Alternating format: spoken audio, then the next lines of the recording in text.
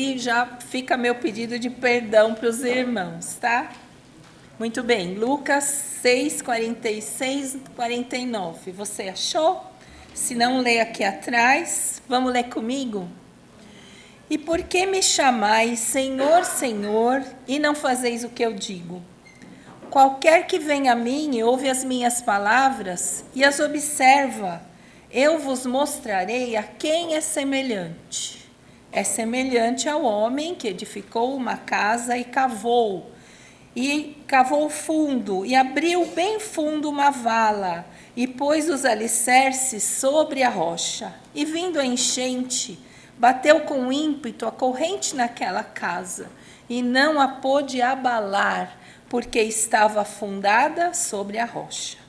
Mas o que ouve e não pratica é semelhante ao homem que edificou uma casa sobre a terra, sem alicerces, na qual bateu com ímpeto a corrente e logo caiu, e grande foi a ruína daquela casa. Vamos orar? Bondoso pastor da nossa alma, como nós cantamos aqui agora, o Senhor é aquele que cuida de nós, é aquele que nos supre em glória cada uma das nossas necessidades.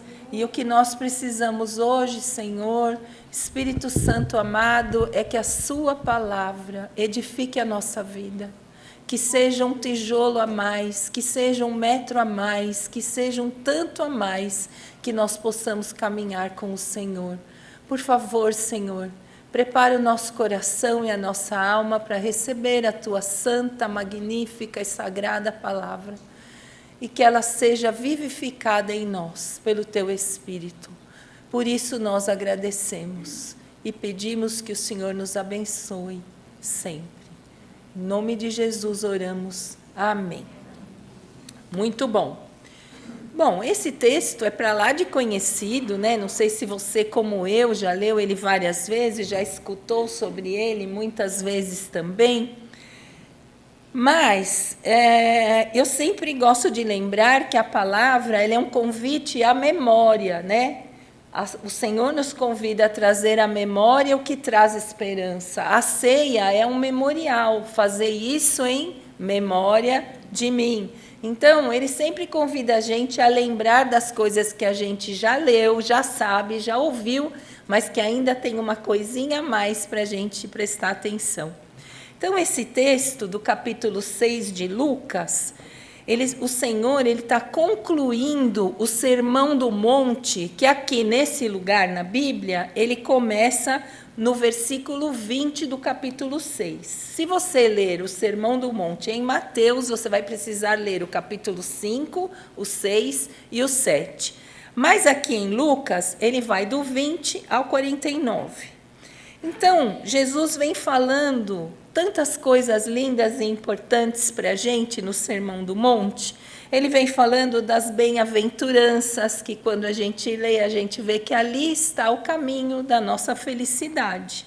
Ele vem falando da gente trocar os bens e as coisas do mundo, que são perecíveis, e investir naquilo que é eterno, que é uma herança incorruptível para nós. Ele também está falando de valorizar o pão que desceu do céu para ser o alimento das nossas almas. Ele vem convidando a gente a se arrepender e abandonar o pecado no Sermão do Monte. Ele segue falando de eu e você e todos aqueles que leem o sermão, termos uma vida piedosa, de sacrifício, porque nós temos que seguir o exemplo do nosso Senhor Jesus Cristo, de amar ao próximo, inclusive aqueles que não são tão próximos, e até mesmo os inimigos. E ele fala ainda, quando a gente acha que ele vai acabar, sobre sermos frutíferos e carregarmos esse tesouro precioso das palavras que ele falou no nosso coração. E aí sim, ele nos convida, com essas palavras maravilhosas, a compreendermos aquilo que ele vinha dizendo. E como a gente trata tudo aquilo a que nós somos expostos no evangelho que nós escolhemos seguir. Então, olha lá como Jesus é o máximo. Ele diz assim, pedagogicamente, na verdade, ele faz uma pergunta, porque Jesus escolheu esse jeito, essa forma de ensinar. Ele sempre põe o seu ouvinte para pensar. E, na maioria das vezes, ele faz uma pergunta sem muitos meandros. É uma pergunta direta. Então, ele diz assim, por que vocês me chamam Senhor, Senhor? Aí você pergunta, por que será que ele fala essa pergunta e repete 2 vezes a palavra Senhor? Então, quando a gente chama o Senhor de Senhor, nós estamos dizendo qual é a posição que ele ocupa nas nossas vidas, não é? Quando a gente fala, o Senhor nos falou, o Senhor nos abençoou, o Senhor nos abençoa, nós estamos dizendo, ele é o Senhor e nós, aqueles que o servimos, aqueles que se submetem a ele. Por isso, nós chamamos ao Senhor de Senhor. Então, não é só um título, como mestre, como salvador, mas é uma relação próxima, é uma relação íntima de servo e senhor, senhor e servo, e que às vezes ele também chama de amigos. Mas, pesquisando, a gente vai ver na Bíblia várias ocasiões em que as pessoas repetem, particularmente Deus, repete 2 vezes o nome de quem ele está chamando. Então, Abraão, Abraão, Samuel, Samuel, e Jesus falando com Pedro, Simão, Simão, o inimigo me pediu a sua vida para cirandar e eu estou aqui pelejando por você, né? Então, quando se chamava 2 vezes pelo mesmo nome, significava que era uma pessoa da sua mais íntima convivência que estava falando com você. Então, o Senhor está falando assim nessa pergunta. Vocês que me chamam Senhor, Senhor, vocês são íntimos da minha pessoa? Porque se vocês são, vocês têm que fazer aquilo que eu falei para vocês fazerem, né? Então ele fala, por que vocês estão me chamando de Senhor, Senhor, se vocês não fazem aquilo que eu pedi para vocês fazerem? Ué, mas do que ele estava falando? O que ele mandou a gente fazer? Então, lendo ali no texto que eu acabei de ler, a gente vai ver que ele está se referindo a pessoas que o conhecem, a pessoas que o têm como Senhor. Então, não é o ímpio, não é o não convertido, não era todo mundo que estava ali naquela multidão, mas era alguém que queria tê-lo como Senhor e queria ter com ele um relacionamento. Então, é alguém que precisava, né, que desejava obedecê-lo, viver e praticar o que ele estava ensinando ali no Sermão do Monte, que é o resumo do que ele ensinou na sua vida toda.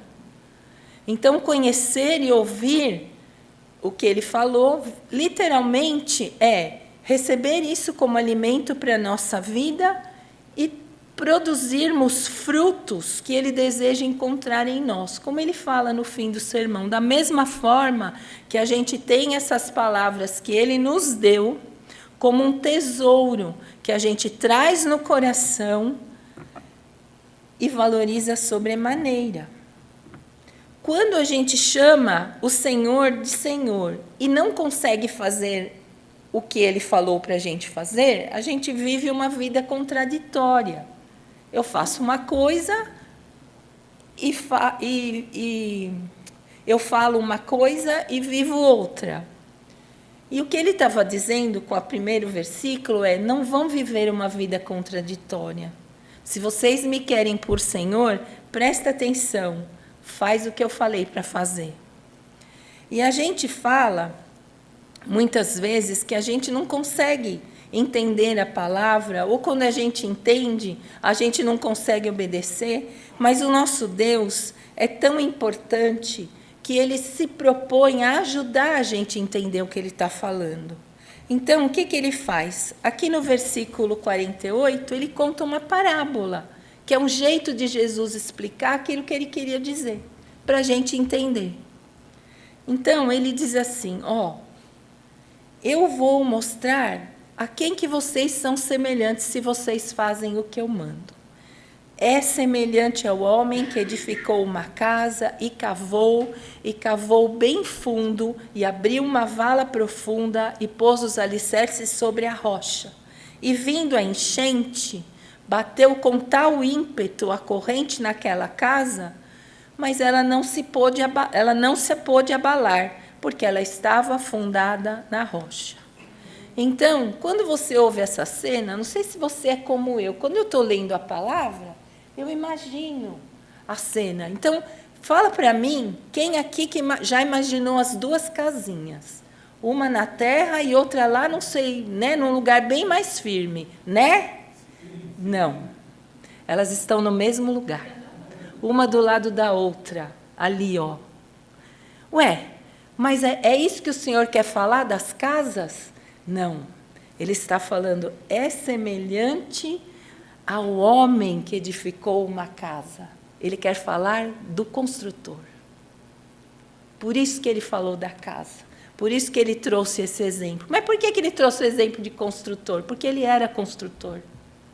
Você sabe que quando a gente vai para Israel, eles mostram para a gente as ferramentas que os construtores usavam, né? Porque a madeira é rara em Israel. Ela vem de fora, uma boa parte da madeira mais nobre vem de fora. As casas são feitas de pedra. Então, aqueles que lidam com madeira também lidam com pedra. Então, olha que legal. Ele falou para a gente de 2 tipos de construtores e 2 períodos de tempo. É sobre isso que trata essa palavra. O primeiro tipo de pessoa é aquele construtor, Jesus explica, que faz algo hoje, né, na hora que ele está ali com ele, ouvindo, porque ele deseja obedecer a Deus. Ele confia a sua vida, a sua família, a estar perto, muito perto, o máximo que ele puder de perto do Senhor, e tratar de agradá-lo. Então, é alguém que você vê hoje dando importância para um abrigo seguro, um refúgio sólido, né? Uma construção bem firme mesmo. Mas ele também vê que essa construção, ela não precisa ser segura para ele e para a família somente hoje. Ela precisa ser segura hoje e no futuro também. Então, ele diz que esse homem prudente, ele é assim prudente, ele é cauteloso, ele é cuidadoso, ele é zeloso, porque ele pensa em hoje e pensa no amanhã. E é por isso que ele cava até ele achar a rocha. E quando ele acha a rocha, ali ele vai construir o alicerce. Então, você que imaginou 2 casinhas, uma do lado da outra, essa aqui está na terra, e esse aqui foi cavando, até chegar lá embaixo. O que Jesus estava ensinando? O construtor prudente, ele faz um trabalho a mais do que aquele que só pôs a casa no raso. Ele pensa num plano, considerando não só a sua vida que vai estar lá dentro, mas a vida daqueles que ele ama, que é a sua família. Quem vai morar, afinal, naquela casa com ele. Então, como que ele começa essa obra? Ele cria o desejo de estar seguro e protegido sempre, ele e a sua família. Então, ele desenha o projeto na sua cabeça. Deus abençoe, Wanda, muito obrigada. E aí, ele começa a pôr o projeto em prática. Mas primeiro ele pensa na segurança daquilo que ele vai construir. Jesus está ensinando a gente. Ele vai cavando mais, ele vai tirando camada de terra com ferramentas rústicas. Você deve lembrar que no tempo de Jesus não tinha retroescavadeira, não tinha guindaste, não tinha nada disso. Era tempo de pá e picareta para abrir uma vala bem profunda. E para isso precisava desprender, irmãos, um esforço gigantesco. O que Jesus está dizendo para a gente? Na parábola que ele fez, na história que ele contou. Tem pessoas, irmãos, que fazem um trabalho a mais cuidadoso, mais perseverante, para construir a sua vida, o seu relacionamento com Deus. É gente que não se contenta com o raso, não se contenta em dar um beijinho, ó, Jesus, um beijo. Não, ele fica ali perto, até sentir a presença do Senhor. É gente que cuida daquilo que Deus deu. É gente que tem aquilo no seu mais precioso tesouro. É gente que zela, não se contenta com o comum, o que é aparente. Ele busca uma intimidade tão grande e maior com o Senhor, porque é gente que deseja fazer o que Ele mandou fazer. E é gente que deseja encontrar com Ele todo momento, todos os dias, e ter um tempo precioso com Ele. É gente que não só vai até Ele, como Ele falou, vem a mim e ouve e pratica as minhas palavras, mas vai a Ele com muita fé e escuta a palavra. É diferente de ouvir. Não sei você, mas você já conversou com uma pessoa que você está falando com todo interesse, contando algo, e ela está olhando para você, e o Senhor está falando para você, ela não está escutando, ela só está ouvindo. Gente, como isso é difícil. Como pai e mãe sabem disso, né? Eu não preciso falar, eu não sou mãe, mas pai e mãe falam. Quantas vezes o pai e a mãe da gente está falando, não faz isso, não faz aquilo. Olha, vê aqui, olha, não sei o quê. E a gente está fazendo cara de paisagem, só para dizer que a gente está prestando atenção. Sabe por quê? Porque ouvir é um ato biológico. Você só usa o que você tem de mecânico. Escutar é diferente. Escutar é eu colocar atenção naquilo que está vindo para o meu ouvido e deixar aquilo descer para o meu coração. E enquanto eu não tiver aquilo que os profissionais de saúde chamam de escuta ativa, eu não vou conseguir desenvolver a compreensão real da palavra que o Senhor deixou para a gente. Vai ser mais difícil de eu compreender. E vai ser mais difícil de eu querer fazer aquilo que Ele pediu para eu fazer. E essas pessoas que cavam mais fundo, elas fazem isso porque elas não querem perder nada do que Deus tem para elas. Elas querem, sim, edificar a vida dela e da família. Então, é pessoa que ora um pouquinho a mais, ele ajoelha uns minutinhos a mais, ele clama a Deus com mais intensidade, ele não se distrai. Se ele tiver que chorar, é nos pés do Senhor que ele vai chorar. Se ele tiver que ouvir, escutar a palavra, ele vai fazer isso com toda a esperança e toda a fé que ele tem no coração.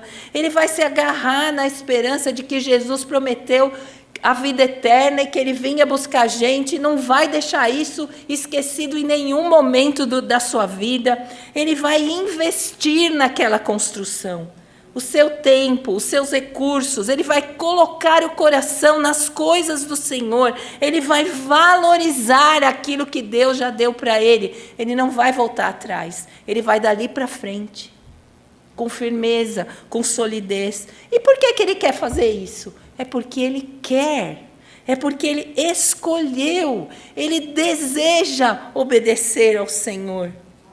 Mesmo que ninguém veja ele fazendo isso, mesmo que ninguém saiba, quando ele encontra a rocha, ele sabe que ele pode ali subir a casa, se ele fizer um alicerce firme, que vai permanecer. Nós sabemos quem é a rocha. Isaías 28:16 fala que a rocha é o Senhor, que Deus mandou como pedra angular, como uma pedra firme, e que nada se abalaria. Nós sabemos quem é a rocha. Mas Jesus, ele fala uma coisa desse homem que busca mais e que cava mais fundo, que a gente às vezes não presta atenção, porque à medida que ele vai cavando, ele vai se escondendo do mundo, e ele vai entrando na terra. E fala para a gente, quem que quer hoje fazer uma coisa que ninguém vê? Ninguém quer fazer um negócio que não dá visibilidade. Todo mundo quer ser visto. Essa é uma regra desse mundo atual, não é? Mas Jesus se interessa por aquilo que ele está fazendo e se interessa por a obra que ele está construindo. E ele sabe exatamente o que é que esse homem que cava mais fundo, esse construtor, ele deseja para construir a sua espiritualidade em secreto, mas em santidade e em obediência para servir melhor a Deus. Então, a gente que acha que Jesus não vê o que a gente faz para ele, mas ele vê, ele sabe tudo que você faz que coopera com a sua vida espiritual, que coopera com o reino de Deus, que coopera com a obra que ele deu para você fazer. Ele vê o músico ensaiando ali com os dedinhos até que as notas façam parte dos dedos e a música saia perfeita para o Senhor. Ele vê o professor, especialmente os professores de crianças, cortando papel, colando. Às vezes eles gastam uma semana para produzir um recurso visual que ele vai usar por 15 minutos. Mas Jesus viu você fazendo aquilo. Ele sabe que você cavou mais fundo para a criança entender melhor. Jesus também sabe a condição do seu joelho. E quanto que você cavou até as lágrimas para clamar por você ou por alguém a quem você ama e que precisa dele. Ele sabe disso. Ele sabe. Ele também sabe a oferta que você trouxe e quanto custou aquilo para você, seja ela qual for. Ele também viu aquele que traz a palavra, aquele que ensina, dando pão fresco, em vez de pão requentado, coisa que vem pronta. Não, ele viu você orando e gastando tempo para preparar aquilo que você entregou. É isso que vai nos sustentar quando, não só no dia de hoje, mas quando a gente tiver um dia mau, um dia difícil, um dia de doença, um dia de luto, um dia de traição, um dia de tentação, um dia de desemprego, um dia de separação, um dia que você vai ter que lidar com a sua solidão. Que é uma coisa mais difícil hoje do que lidar com solidão? A gente desejando receber uma ligação, desejando receber uma visita, e as pessoas se desacostumaram a fazer isso. Hoje você não pode nem ligar para a pessoa, porque ela fala, você acredita que ela me ligou, nem mandou mensagem? Você tem que mandar mensagem, posso te ligar? Porque a ética, fala a verdade, não é verdade? A ética atual é essa. Antigamente eu queria falar para a Wanda, passava a mão no telefone, Wanda, não sei o que. Não, hoje eu falo, não, é melhor eu mandar mensagem para saber se eu não vou atrapalhar. Não é? A gente não faz isso? Então, nós temos que lidar com isso. Mas o ser humano não foi feito para lidar com solidão, o ser humano foi feito para estar com o outro, em comunhão. Deus não quer a gente sozinho. E é por isso que Ele nos ama. Nós vimos isso na cartinha de João, a última carta de João, que nos fala do amor, doação preciosa de Deus por nós. Deus criou todas as coisas porque Ele quis amar alguém. Você não ama a nada, você ama uma pessoa. Então, o amor implica em haver outra pessoa. Ele nos amou quando Ele fez o mundo, Ele nos amou quando Ele enviou Jesus, porque Ele quer um relacionamento conosco. E Ele é tão bacana e tão legal que Ele vai dando as dicas. Olha, edifica a casa na rocha. A rocha sou eu. Constrói comigo esse alicerce. Eu faço com você esse fundamento. Eu vou te ensinando, passo a passo, a você ouvir e me obedecer. Se você fizer isso, não vai dar ruim, acredite. E quando chegar o dia da enchente, como aconteceu com aquela casinha no raso, a sua casa não vai desabar. A gente recentemente viu no Rio Grande do Sul Várias casas numa rua, algumas foram levadas, outras permaneceram. Deus me deu a oportunidade de conhecer a igreja de Saint Paul. É uma igreja que foi construída em 1500. No século 17, se não me falha a memória, século 17, 1800, acho que é isso mesmo. Ela pegou fogo, mas ela continuou de pé. No dia 11 de setembro de 2001, tudo que tinha em volta dela caiu. Mas ela ficou de pé. Ela abrigou todos os bombeiros que salvaram as vítimas daquilo que aconteceu em Nova York. Ali que eles tinham um lugar para descansar, para respirar, no único prédio que ficou de pé. Uma igreja edificada sobre a rocha. E é isso que Jesus deseja que a gente seja, né? E ele vai ensinando. Olha, eu também não estou só falando que a igreja tem que estar de pé e firme. Hoje, lembra que eu falei de alguns períodos? No dia mau, mas eu também quero ver vocês comigo lá na eternidade. Eu quero ver todos vocês lá, os que eu comprei. Então, eu estou ensinando para vocês edificar a vida de vocês comigo, em mim, na palavra que eu deixei. Porque Jesus está falando que um dia Ele vem nos buscar e nós vamos estar expostos a um julgamento. Então, se você ler lá em Coríntios, primeira carta aos Coríntios 3, 9, ele fala, Paulo confirmando as palavras de Jesus, ele fala assim, ó, vós sois lavoura de Deus e edifício de Deus, segundo a graça de Deus que me foi dada. Olha, a igreja de Corinto, que era uma igreja bagunçada.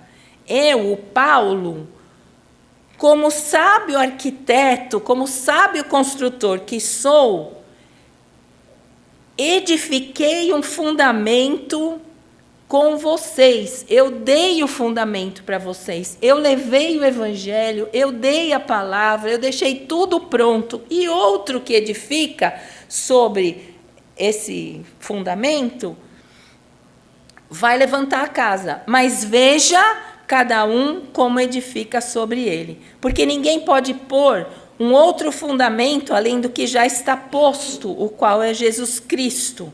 E se alguém sobre esse fundamento tornar um edifício ouro, prata, pedras preciosas, madeira, feno, palha e etc., a obra de cada um se manifestará na verdade.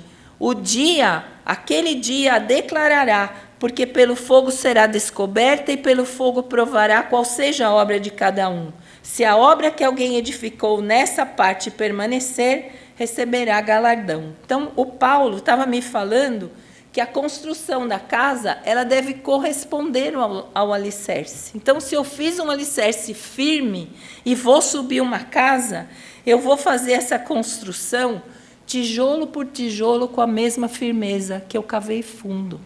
Mesmo que eu esteja indo para cima, mesmo que eu esteja sendo exposto e todos agora me vejam edificando a minha casa, eu vou insistir em ouvir as palavras do Senhor, desejar obedecê-lo e caminhar com Ele para cima, para onde a gente deve apontar. Quando a gente pensa numa casa, perdão,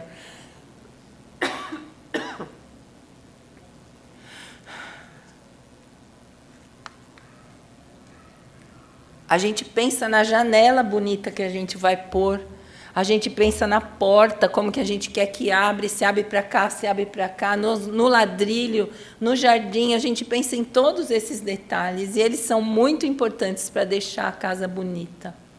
Mas o Senhor quer que quando alguém olhar e ver duas casas, elas não vão mostrar o alicerce, mas Ele sabe com qual delas Ele pode contar para abrigar aqueles a quem Ele ama.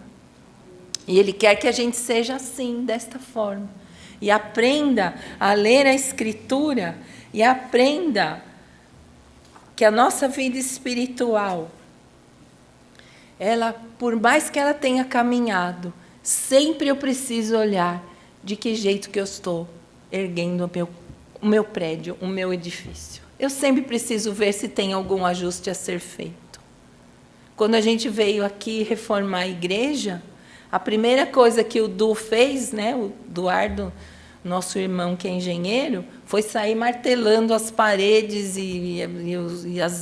onde tinha viga, foi olhar lá embaixo, chamou os amigos dele, engenheiros, para fazer cálculo, para saber se esta construção tinha um alicerce que aguentaria esse andar que você está.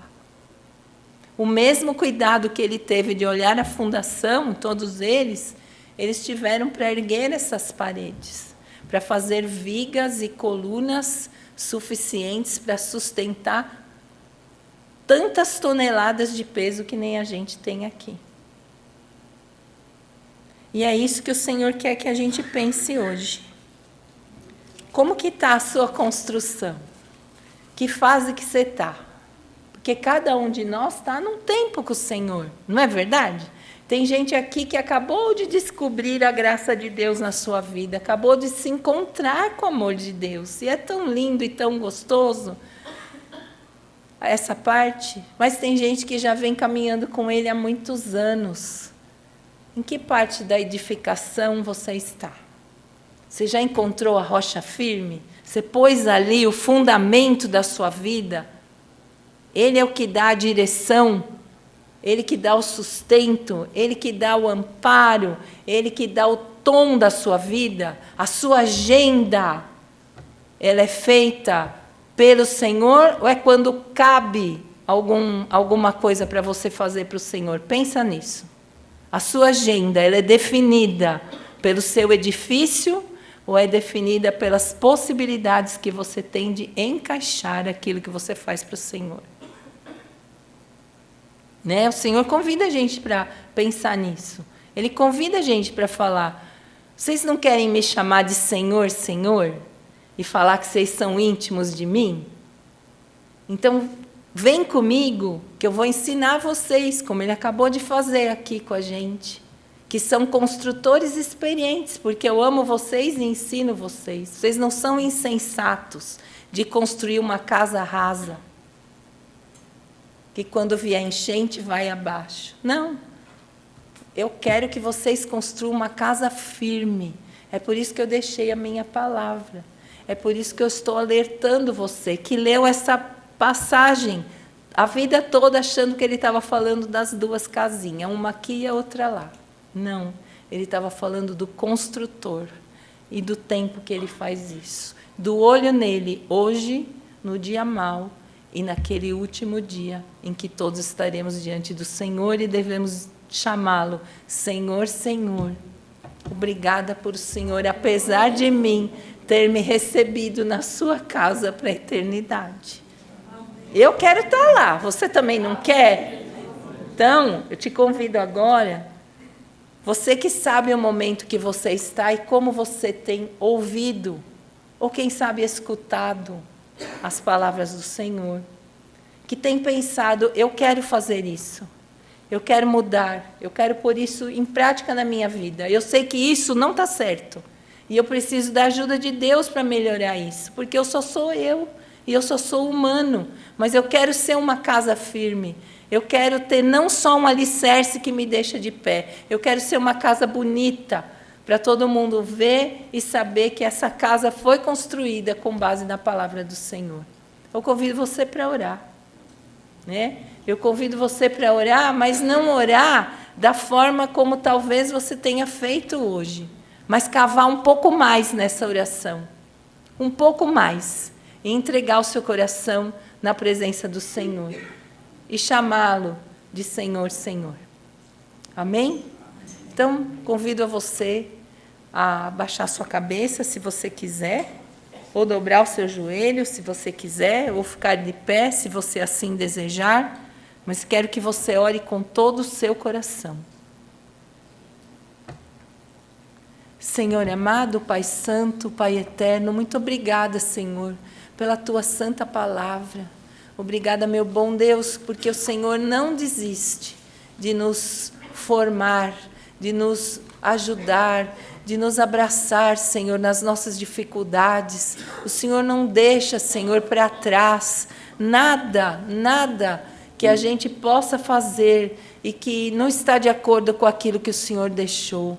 Oh, meu bom pastor amado, meu bom Jesus querido, Espírito Santo, que traz a verdade, que traz a graça, que traz a memória, que traz a esperança, que traz a revelação do Senhor, que traz a revelação da sua palavra para nossas almas. Habita em nossos corações. Ajuda a gente, Senhor. Ajuda a gente a mudar, a sermos transformados, a sermos fortificados, fortalecidos no Senhor, a não desistirmos, a perseverar, a cavar mais fundo, a ter um relacionamento mais íntimo, mais próximo, mais edificado, mais amalgamado, mais misturado com o Senhor a cada dia. Ajuda-nos a sermos mais parecidos com o Senhor, a descobrir a sua vontade, o seu propósito para nós